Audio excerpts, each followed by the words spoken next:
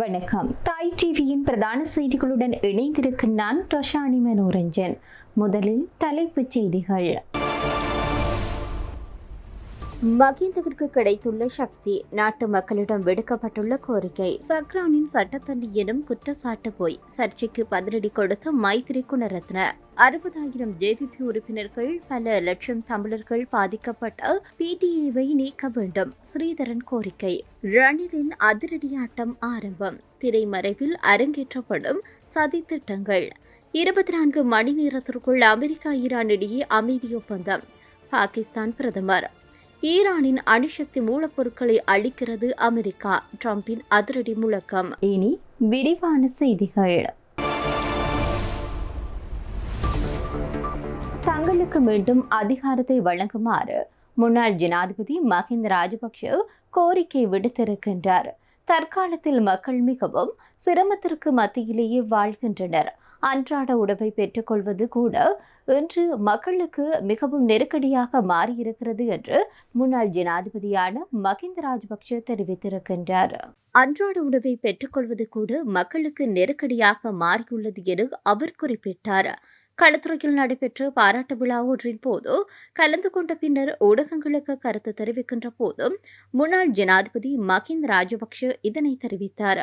ஸ்ரீலங்கா பொதுஜன பெரமுன என்ற ரீதியில் தான் உள்ளிட்ட குழுவினருக்கு நாட்டை இந்த நிலைமையில் இருந்து மீட்டெடுப்பதற்கான சக்தி உள்ளதாகவும் மஹிந்த தெரிவித்தார். எங்களுக்கு அந்த சக்தி இருக்கிறது, எங்களிடம் அதிகாரத்தை தாருங்கள், நாங்கள் செய்து காட்டுகின்றோம் என முன்னாள் ஜனாதிபதி மஹிந்த ராஜபக்ஷ மேலும் தெரிவித்தார்.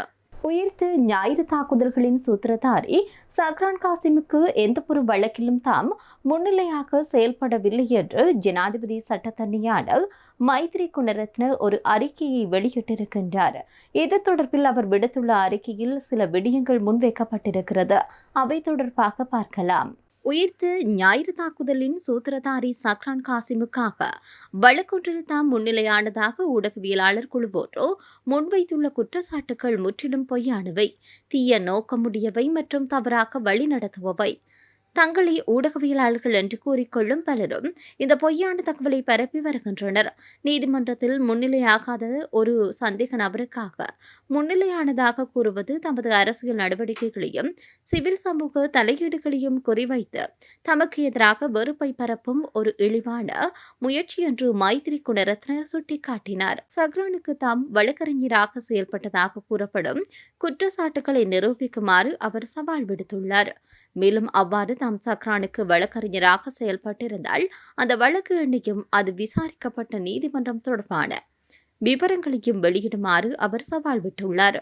உயிர்த்த ஞாயிறு தாக்குதலுக்கு வெகு காலத்தின் முன்பே சக்ரானும் ஒரு சந்தேக நபராக இருந்த ஒரு வழக்கில் தாம் மற்றொரு சந்தேக நபருக்காக வாதாடியிருந்த போதிலும் அந்த சந்தேக நபர் உயிர்த்த ஞாயிறு தாக்குதல்களை வழிநடத்திய சக்ரான் அல்ல.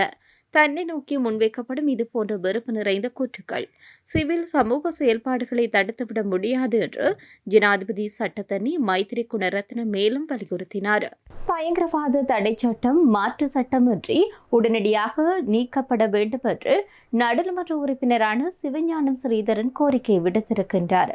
கிளிநொச்சி கண்டாப்பள்ளி பகுதியில் நடைபெற்ற நிகழ்வொன்றின் பின்னர் ஊடகவியலாளர்களுடைய கருத்து பதிவு செய்கின்ற போது இந்த விடயத்தை சிவஞானம் ஸ்ரீதரன் தெரிவித்திருக்கின்றார். அண்மையில் பயங்கரவாத தடை சட்டத்தின் கீழ் கைது செய்யப்பட்ட கிளிநொச்சியை சேர்ந்த சொல்லிசை பாடகர் சங்கீர்த்தனன் பின்னர் சாதாரண சட்டத்தின் கீழ் பிணையில் விடுவிக்கப்பட்டுள்ளதாக அவர் தெரிவித்தார். இந்த விடுதலைக்காக ஜனாதிபதி அனுகுமார திசாநாயக்கவிற்கு நன்றி தெரிவிப்பதாக கூறிய ஸ்ரீதரன், சங்கீர்த்தனன் கைது செய்யப்பட்ட பின்னர் அவரை சிறையில் சந்தித்ததுடன் ஜனாதிபதிக்கு கடிதம் எழுதியதாகவும் தெரிவித்தார்.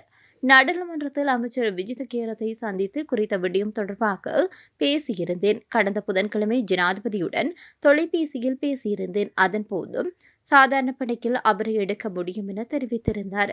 கடற்றொழில் அமைச்சர், நாடாளுமன்ற உறுப்பினர் இளங்குமரன் உள்ளிட்டோரிடமும் பேசியிருந்தேன். மக்களின் குரலுக்கு செவிசாய்த்து இந்த அரசாங்கம் விடுதலை செய்துள்ளது. அனைவரின் முயற்சியுமே விடுதலைக்கு காரணம் என்று குறிப்பிட்டார். மக்களுடைய கோரிக்கைகளுக்கு சட்டத்தணிகளின் முயற்சிகளுக்கு இணையாக அரசாங்கம் நடவடிக்கை எடுத்துள்ளதாக தெரிவித்தார். 60,000 மக்கள் விடுதலை முன்னணி உறுப்பினர்கள் கொல்லப்பட்டது, தமிழர்கள் உள்ளிட்ட பல லட்சம் மக்கள் பாதிக்கப்பட்டது இந்த பயங்கரவாத தடை சட்டத்தின் காரணமாகும். எனவே மாற்று சட்டமின்றி உடனடியாக இந்த சட்டம் நீக்கப்பட வேண்டும் என அவர் குறிப்பிட்டார். எந்த இனத்தையோ மதத்தையோ இலக்காக கொண்டு மேற்கொள்ளப்படும் வன்முறை செயல்களை அனுமதிக்க முடியாது. உயிர்த்த ஞாயிறு தாக்குதல் தொடர்பான உண்மைகள் வெளிச்சத்திற்கு கொண்டுவரப்பட வேண்டும் என வலியுறுத்திய அவர், சம்பவத்துடன் தொடர்புடையவர் யாராக இருந்தாலும் சட்டத்தின் முன் நிறுத்தப்பட்டு நீதியை நிலைநாட்ட வேண்டும் என்று தெரிவித்திருந்தார். தென்னிலங்கை அரசியலில் மீண்டும் அரசியல் நடவடிக்கையில் ஈடுபட்டுள்ள முன்னாள் ஜனாதிபதி ரணில் விக்ரமசிங்கவின் அடுத்த கட்ட நடவடிக்கைகள் எவ்வாறு இருக்கும் என பலர் அரசியல்வாதிகள் குழப்பமடைந்துள்ளனர். இந்த நிலையில் ரணில் தனக்கே உரிய தந்திரமான அரசியல் நடவடிக்கைகளை முன்னெடுக்க தொடங்கியிருப்பதாக அவருக்கு நெருக்கமானவர்கள் தெரிவித்திருக்கின்றனர். ரணிலின் அரசியல் பயணத்தை உத்தியோகபூர்வமாக காட்டும் வகையில் கடந்த ஜூன் மாதம் 11ஆம் தேதி ஐக்கிய தேசிய கட்சியின் செயற்குழு கூட்டம் கொழும்பு மல் வீதியில் உள்ள ரணிலின் அலுவலகத்தில் நடைபெற்றது. அடுத்ததாக ரணில் என்ன செய்ய போகிறார் என்பதை இந்த கூட்டத்திற்கு வருகை தந்திருந்த ஐக்கிய தேசிய கட்சியின் அனைவரதும் முக்கிய கேள்வியாக அமைந்தது. பொதுவாக ரணில் சில காலம் அரசியல் நடவடிக்கைகளில் இருந்து ஒதுங்கியிருக்கின்றார் என்றால் அவர் எதிர்காலத்திற்கான பலமான திட்டத்தை தீட்டுகிறார் என்றே அர்த்தமாகும் என சிலர் குறிப்பிட்டனர். தன்னிடம் அதிகாரம் இல்லாத போதும் அமைதியாக இருந்து அரசியல் சதுரங்க பலகையில் காய்களை நகர்த்துவதையே ரணில் விரும்புவார். அந்த வேளையில் அவர் மிகவும் திறமையானவராகும். அவர் அதை ஆரம்பித்தால் அரசியல் நடவடிக்கைகள் குளறுபடிகள் ஏற்படுவதாக அரசியல் விமர்சகர்கள் சுட்டிக்காட்டியுள்ளனர். அமெரிக்கா ஈரான் இடையே 24 மணி நேரத்திற்குள் அமைதி ஒப்பந்தம் கைச்சாத்திடப்படும் என்று பாகிஸ்தான் பிரதமர் தெரிவித்திருக்கின்றார். இதுபற்றி பாகிஸ்தான் பிரதமர் ஷெபாஸ் ஷெரீப் தன்னுடைய சமூக வலைதள பதிவில் முன்னெப்போதையும் விட அமைதி பேச்சுவார்த்தையில் ஒரு முடிவை எட்டவிருக்கின்றோம். இறுதி முடிவு 24 மணி நேரத்திற்குள் எடுக்கப்பட வாய்ப்புள்ளது. அதனைத் தொடர்ந்து உடனடியாக அமைதி ஒப்பந்தம் மின்னணு முறையில் கையொப்பமிடப்பட்டு தொழில்நுட்ப மட்டத்திலான பேச்சுவார்த்தைகளை அடுத்த வாரம் நடத்த பாகிஸ்தான் தயாராகி வருகிறது. பேச்சுவார்த்தையில் தொடர்ந்து அர்ப்பணிப்பு காட்டிய அமெரிக்காவிற்கும் ஈரானுக்கும் எங்களது நன்றியை தெரிவித்துக் கொள்கின்றோம். மேலும் பிராந்தியத்தில் எங்களுக்கு ஆதரவளித்த சகோதர நாடுகளுக்கு எங்களது நன்றி. இந்த வரலாற்று சிறப்புமிக்க அமைதி ஒப்பந்தத்தின் மூலம் நீண்டகால அமைதிக்கு ஒரு வலுவான அடித்தளம் அமையும் என்பதில் நாங்கள் உறுதியாக உள்ளோம் என்று பதிவிட்டிருந்தார். இதனைத் தொடர்ந்து மத்திய கிழக்கில் மீண்டும் அமைதி திரும்பும் என எதிர்பார்க்கப்படுகிறது. ஈரானில் உள்ள அணுசக்தி மூலப்பொருட்களை அமெரிக்கா பெற்று அவற்றை அளிக்க உள்ளதாக அமெரிக்க ஜனாதிபதி டொனால்ட் ட்ரம்ப் தெரிவித்திருக்கின்றார். அமெரிக்காவிற்கும் ஈரானுக்கும் இடையே அமைதி ஒப்பந்தத்திற்கான பேச்சுவார்த்தை என்பது இறுதிக்கட்டத்தை எட்டியிருக்கிறது. இந்த சூழ்நிலையில் அவர் இந்த விடயத்தை தெரிவித்திருக்கின்றார்.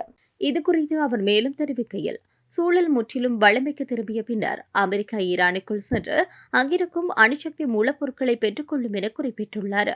அந்த அணுசக்தி மூலப்பொருட்களை ஈரானிலோ அல்லது அமெரிக்காவிலோ வைத்து செறிவூட்டல் தன்மையை குறைத்து முழுமையாக அளிப்போம் எனவும் தெரிவித்தார். எதிர்காலத்தில் ஈரானுடனும் ஒட்டுமொத்த மத்திய கிழக்கு நாடுகளுடனும் இணைந்து பணியாற்றுவதை நாங்கள் எதிர்நோக்கியுள்ளோம் எனவும் அவர் தெரிவித்தார். மேலும் இந்த செயல்முறைகள் அனைத்தும் மிக விரைவாகவும் எளிதாகவும் சுமூகமாகவும் நடக்கும் என நம்புகின்றோம் என்று ட்ரம்ப் தெரிவித்தார். அவ்வாறு நடக்காவிட்டால் எங்களிடம் இதற்கான இறுதி மாற்று வழி உள்ளது.